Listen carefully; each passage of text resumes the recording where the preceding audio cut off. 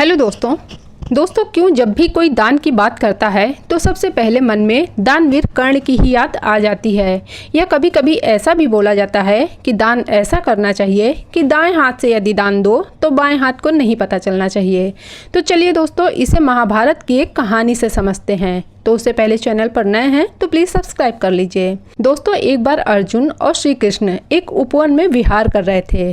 तभी अर्जुन के मन में एक जिज्ञासा जागृत हुई और उन्होंने श्री कृष्ण से पूछा, प्रभु, दान तो मैं भी बहुत करता हूँ, परंतु जब भी दान की कोई बात आती है तो लोग कर्ण को ही क्यों याद करते हैं, क्यों कर्ण को ही सबसे बड़ा दानी बोलते हैं। ये सुनकर श्री कृष्ण थोड़ा मुस्कुराए और अर्जुन से बोले कि आज मैं तुम्हारी जिज्ञासा को दूर कर देता हूँ। वो अर्जुन को लेकर पास ही स्थित एक पर्वतीय स्थान पर गए और वहां स्थित दो सामान्य पहाड़ियों को अपने दिव्य स्पर्श से सोने का बना दिया और अर्जुन से बोले कि हे अर्जुन, इन दोनों पहाड़ियों का सोना पास के गांव वालों में बांट दो। अर्जुन ने तुरंत ही आज्ञा स्वीकार किया और पूरे जोश और उत्साह के साथ कार्य में लग गए। उन्होंने आसपास के गांव वालों को बुलवाया और उन्हें एक सीधी पंक्ति में खड़ा किया और बारी बारी से सोना बांटना प्रारंभ कर दिया।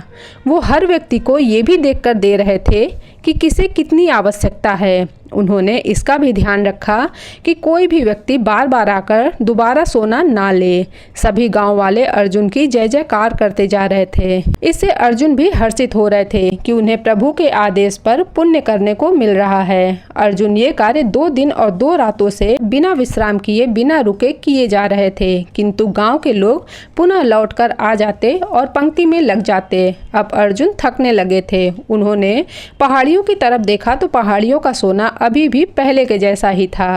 रत्ती भर का भी फर्क नहीं आया था। तब थक कर अर्जुन ने कहा, प्रभु, अब मुझसे ये कार्य नहीं होगा, मुझे थोड़ा विश्राम चाहिए। श्री कृष्ण मुस्कुराए और बोले, ठीक है अर्जुन, अब तुम विश्राम कर लो। इसके बाद श्री कृष्ण ने कर्ण को बुलवाया। कर्ण ने कृष्ण को प्रणाम करके बुलवाने का कारण पूछा। तब श्री कृष्ण ने वही कार्य कर्ण को सौंपते हुए कहा कि ये दोनों पहाड़ियों का सोना पास के गाँव वालों में बांट दो। कर्ण ने गांव वालों को बुलवाया और सभी को एकत्र कर बोला, ये दोनों पहाड़ियों का सारा सोना आप लोगों का है, जिसे जितनी आवश्यकता है वो स्वयं ले सकता है। इतना कहकर कर्ण वहां से चुपचाप चले गए। ना कोई पंक्ति, ना कोई जांच, ना किसी प्रकार का कोई निर्णय कि किसे कितना देना है। जो आया, जितना उठा सकता था उसने उतना उठा लिया। अर्जुन ये सब देख रहे थे। उन्हें कुछ असहज भी महसूस हुआ। उन्होंने कृष्ण से पूछा, प्रभु, ऐसा करने का विचार मेरे मन में क्यों नहीं आया। तब श्री कृष्ण ने कहा, अर्जुन, तुम्हें दाता होने का भाव आ गया था। तुम तय करने लगे थे कि किसे कितना देना चाहिए। तुम्हारे मन में कहीं न कहीं लोगों से प्रशंसा पाने की चाह थी, ताकि तुम्हें पुण्य मिले, तुम्हारा नाम हो, तुम्हारा यश हो। जबकि कर्ण ने स्वयं को भगवान का माध्यम मानकर दान किया। उसने ना ही किसी पर कृपा जताई और ना ही किसी से प्रशंसा चाही। वह सिर्फ देना चाहता था, वो भी बिना किसी आग्रह के, उपेक्षा के या नियंत्रण के। सच्चा दान वही होता है जिसमें देने वाले के मन में अहंकार का लेस मात्र भी ना हो। कर्ण जब दान करता है तो वो ये नहीं देखता कि उसे कोई देख रहा है या नहीं। उसने दान को ही अपना कर्म माना है। अब अर्जुन को समझ आ गया था कि दान का अर्थ निस्वार्थता और विनम्रता में ही होता है। दान सदैव मौन होकर करना चाहिए।